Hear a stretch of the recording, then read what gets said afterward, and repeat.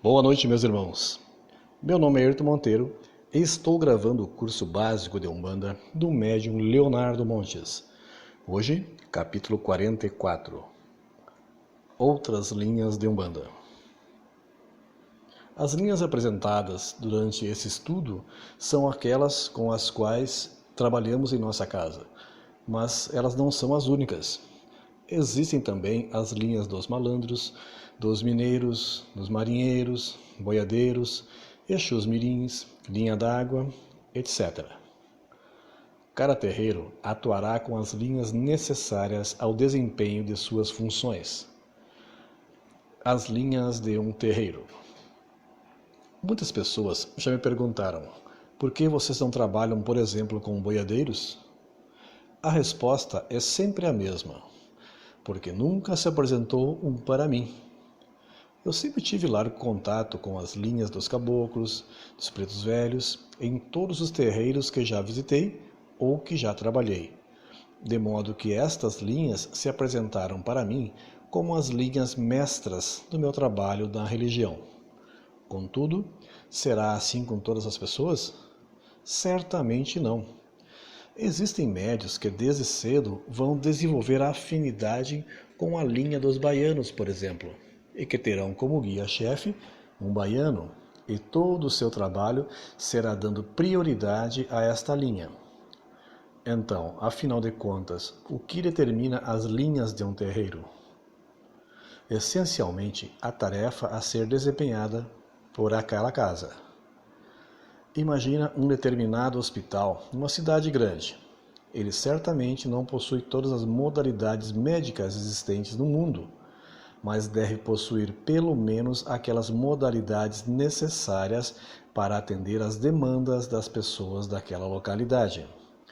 No outro ponto da cidade, pode haver um outro hospital que tenha modalidades médicas em comum com o primeiro hospital, mas que se diferencia por possuir outras que o primeiro não possui, e que são adaptadas, por sua vez, às necessidades das pessoas do local em que se encontra. É por um sistema semelhante que cada terreiro se estrutura para atender às necessidades da localidade onde está inserido. Por isso, os terreiros não são, e não precisam ser, todos iguais, quer no que se refere ao culto, quer no que se refere às linhas de trabalho. Equipe espiritual.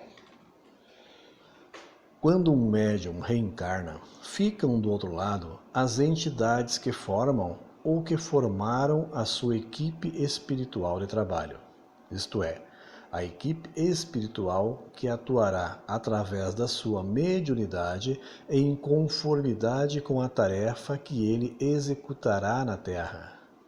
Assim, quando esse médium estiver apto ao exercício mediúnico e acabar chegando em algum terreiro, gradativamente cada um de seus guias espirituais se apresentarão, esperando o momento em que esteja maduro o suficiente para poder atuar e darem cumprimento ao projeto de trabalho que foi anteriormente traçado pela espiritualidade superior.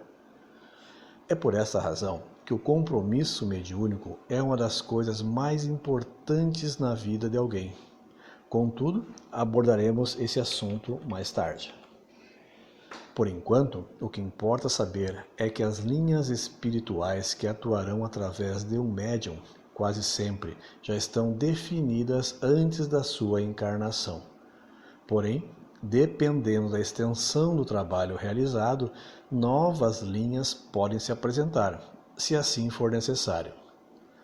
Contudo, justamente por esse planejamento anterior, onde cada médium já tem muito bem definido quais linhas atuarão através de si, muitos sentem enormes dificuldades se forem submetidos a um desenvolvimento com a linha com a qual não possui essa ligação prévia. Muitos médiuns novatos se mostram ansiosos para experimentar a energia de diferentes linhas, pois querem saber como será, o que perceberão, como ocorrerá a incorporação, etc. É um desejo natural. Contudo, tenho aprendido com os guias que menos é mais. Em todas as casas que já estive, onde se trabalhavam com muitas linhas, observei o mesmo fenômeno. Mistura na forma com que as entidades se apresentam. O médium incorpora, mas você não sabe que linha ele incorporou, pois passa a agir e a falar com formas próprias de outras linhas. Exemplo, incorpora um baiano que fala ixi e que às vezes brada, enquanto incorpora um caboclo com sotaque de baiano e que fala axé. O que acontece? Isto é animismo? Isto é mistificação? Na verdade, creio que seja falta do que denomino como amplitude mental. Incorporar uma entidade com sua própria personalidade, trejeito e preferências é uma senhora tarefa para o cérebro humano que abrigará, durante o transe, duas personalidades diferentes, a do médium e a do guia. Creio que se um dia houver um estudo cerebral com mapeamento neural em pessoas antes e depois do desenvolvimento mediúnico, se perceberá que a estrutura do cérebro se modifica, pois para dar guarida às personalidades diferentes, creio eu, o cérebro chega a modificar estruturas, facilitando o transe mediúnico. Contudo, ainda somos espíritos em início de jornada evolutiva, muito distantes do fim dessa caminhada. Nossa amplitude mental e nossa plasticidade cerebral são severamente limitadas, de modo que nunca vi um único caso em que um médium incorporasse mais de 7 linhas e conseguisse o mesmo desempenho em todas elas.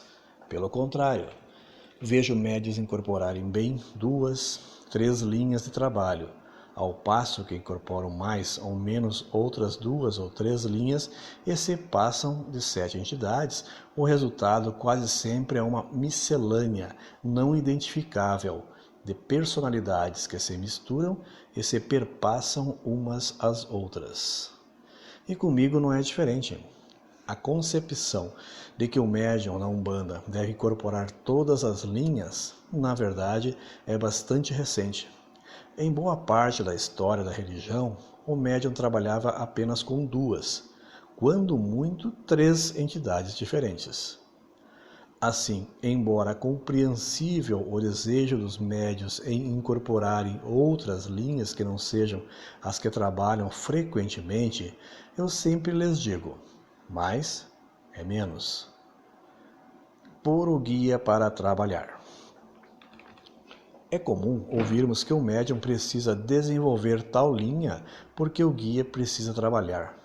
E enquanto o médium não desenvolve, o que o guia fica fazendo? Jogando dominó em Aruanda? É uma infantilidade pensar que os guias só atuam quando estamos incorporados. Pelo contrário, eles possuem imensos afazeres no mundo espiritual. Estão quase sempre ocupados, de modo que incorporar em um médium para atender é apenas uma face do trabalho espiritual da entidade, e não todo o trabalho que ela executa. Assim, desenvolvimento mediúnico não é um movimento que deve ser pensado no sentido de colocar o guia para trabalhar, mas ao contrário, é onde se coloca o médium para trabalhar. Conclusão. Como dito no início do texto, cada médium tem sua equipe espiritual e se ligará mais particularmente a uma ou a outra linha de trabalho.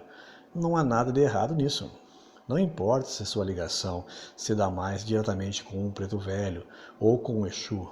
Importa que incorpore bem, que ele seja o que for e consiga fazer um bom trabalho. Aqui encerro o capítulo 44. Até a próxima. Obrigado a todos.